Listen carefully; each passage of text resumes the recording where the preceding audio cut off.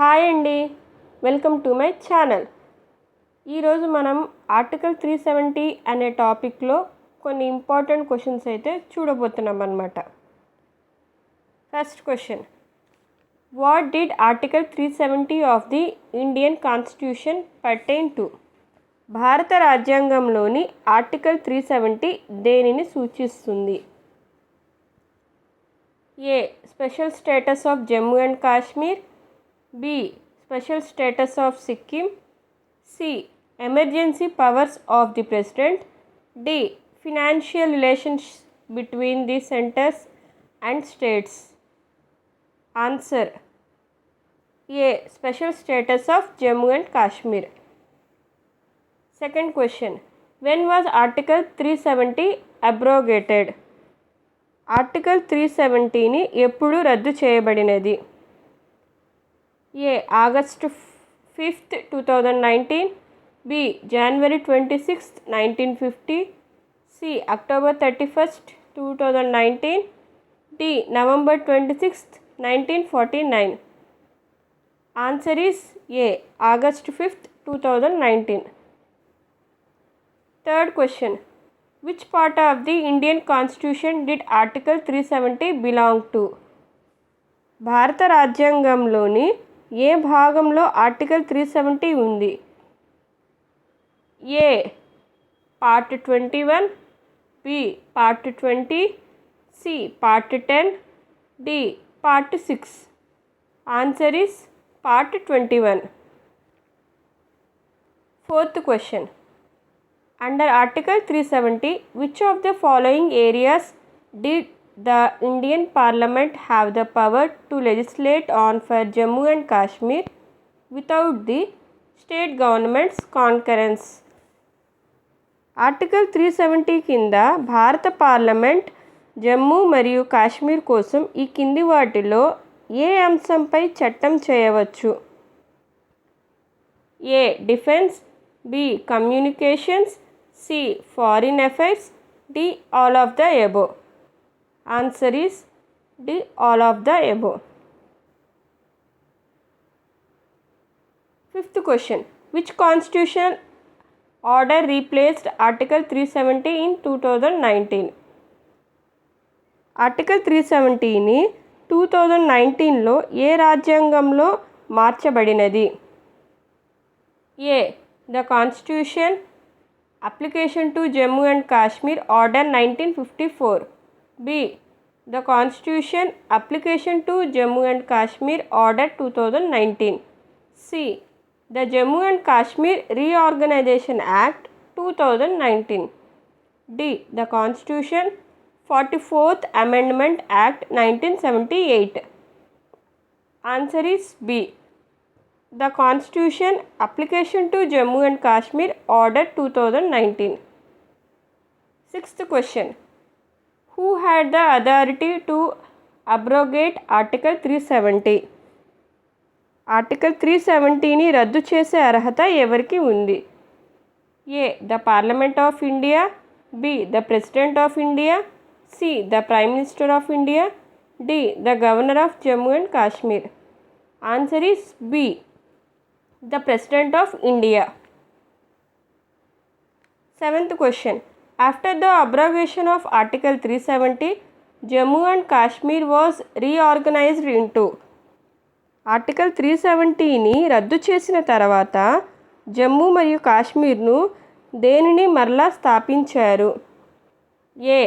1 union territory. B. 2 union territories. C. 1 state and 1 union territory. D. 2 states. Answer is B. 2 union territories. Eighth question, which union territories were formed after the reorganization of Jammu and Kashmir post Article 370 abrogation? Article 370ని రద్దు చేసిన తర్వాత జమ్మూ మరియు కాశ్మీర్ను పునర్వ్యవస్థీకరణ తర్వాత ఏ కేంద్ర పాలిత ప్రాంతాలు ఏర్పడ్డాయి? A. Jammu and Kashmir and Ladakh. B. Jammu and Kashmir and Leh. C. Kashmir and Ladakh. D. Srinagar and Jammu. Answer is A Jammu and Kashmir and Ladakh. 9th question. What special privileges did Article 370 provide to the residents of Jammu and Kashmir? Article 370 Jammu మరియు కాశ్మీర్ నివాసితులకు ఏ ప్రత్యేక ప్రివిలేజెస్ని అందించింది? A dual citizenship, B special land ownership rights, C separate flag and constitution, D all of the above. Answer is all of the above. 10th question. Who was the Prime Minister of India during the abrogation of Article 370? Article 370ని రద్దు చేసినప్పుడు భారత ప్రధాని ఎవరు? A Manmohan Singh, D Narendra Modi, C Atal Bihari Vajpayee, D Indira Gandhi. Answer is Narendra Modi. 11th question. What is the significance of the presidential order issued on August 5th, 2019 regarding Article 370? Article 370కి సంబంధించిన August 5th, 2019న జారీ చేసిన రాష్ట్రపతి ఆదేశం యొక్క ప్రాముఖ్యత ఏమిటి? A it extended all provisions of the Indian constitution to Jammu and Kashmir, B it granted more autonomy to Jammu and Kashmir, C it introduced a new separate constitution for Jammu and Kashmir, D it established a separate currency for Jammu and Kashmir. Answer is A it extended all provisions of the Indian constitution to Jammu and Kashmir. 12th question. Before its abrogation, which body had the final say on most matters regarding Jammu and Kashmir under Article 370? Article 370ని రద్దు కాబడ్డందుకు ముందు జమ్మూ మరియు కాశ్మీర్కి సంబంధించి ఎక్కువ అంశాలపై తుది నిర్ణయం తీసుకునే అధికారం కలిగిన సంస్థ ఏది? A Jammu and Kashmir legislative assembly, B Indian parliament, C Supreme Court of India, D United Nations. Answer is Jammu and Kashmir legislative assembly. 13th question. What was the primary reason cited by the Indian government for abrogating Article 370? Article 370ని రద్దు చేసేందుకు భారత ప్రభుత్వము చూపిన ప్రాథమిక కారణం ఏమిటి? A national integration and development, B international pressure, C economic downturn, D diplomatic relations with neighbouring countries. Answer is A national integration and development. 14th question. Which Indian Home Minister announced the abrogation of Article 370 in Parliament? Article 370ని పార్లమెంట్లో రద్దు చేసేందుకు ప్రకటించిన భారత అంతర్గత మంత్రి ఎవరు?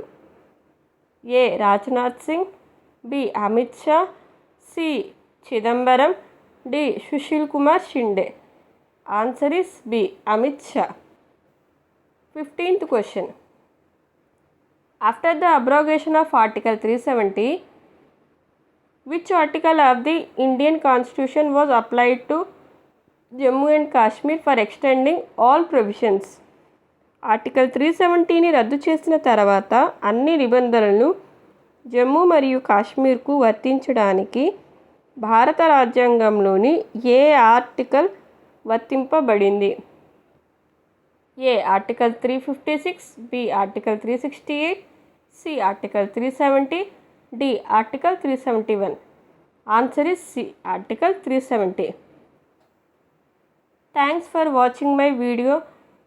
Please అందరూ లైక్ చేయండి, షేర్ చేయండి అండ్ తప్పకుండా మా ఛానల్ని సబ్స్క్రైబ్ చేసుకోవడానికి ట్రై చేయండి, సపోర్ట్ చేయండి. Once again thank you so much for watching this video.